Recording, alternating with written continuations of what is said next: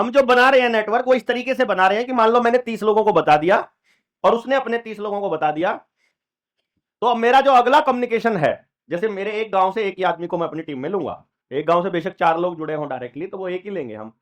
तो वो जब अपनी बात कहने लगे कि एक काम करो, तुम्हारी ड्यूटी है यहां तक पहुंचाना, अगर इंटरनेट नहीं है तो यहां पहुंच जाओ, क्योंकि हमारे आंदोलन में अगर कोई चीज हमको हरा सकती है तो वो अफवाह है।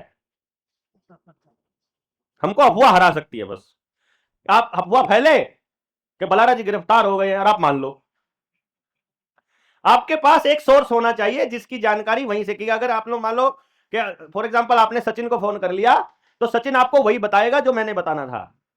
सीधा समझो मेरे से हो गई तो सचिन जिसको बताएगा वो उतना ही बताएगा जितना मैंने बताना था। तो आपके पास एक रिलायबल सोर्स होना चाहिए कम से कम, कि यार सोशल मीडिया पे ऐसा देख रहे हैं। कई बार आपको मेरी कोई पोस्ट ऐसी दिखाई दे सकती है जो लगे कि यार ये तो बलारा नहीं डाल सकता, तो फिर आप पूछोगे अपनी टीम से कि यार ये क्यों है, ये क्यों है, तो वो आपको बता देगा कि ये बिलों में से सांप निकालने के लिए हो रहा है। चिंता मत करो, डोंट वरी। समझ गए ना?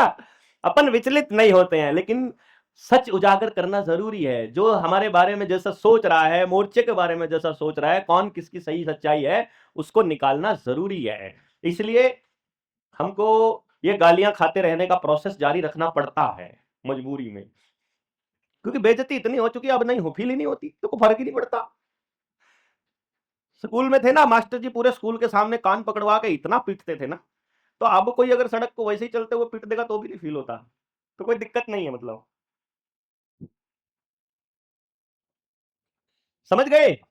यानी सोशल मीडिया पे भरोसा नहीं करना है कि सचमुच ऐसा हो रहा है कि नहीं हो रहा है, और फिर तय आपको करना है। मैं एक ही बात सिंपली बोलता हूं कि आज अगर वीर सिंह मेरे साथ है, सचिन है, वीरेंद्र सिसोदिया जी हम साथ आए हैं और पिछले 4 साल से साथ चल रहे हैं, 4 साल में इस बंदे के अंदर कमी दिखाई नहीं दी है।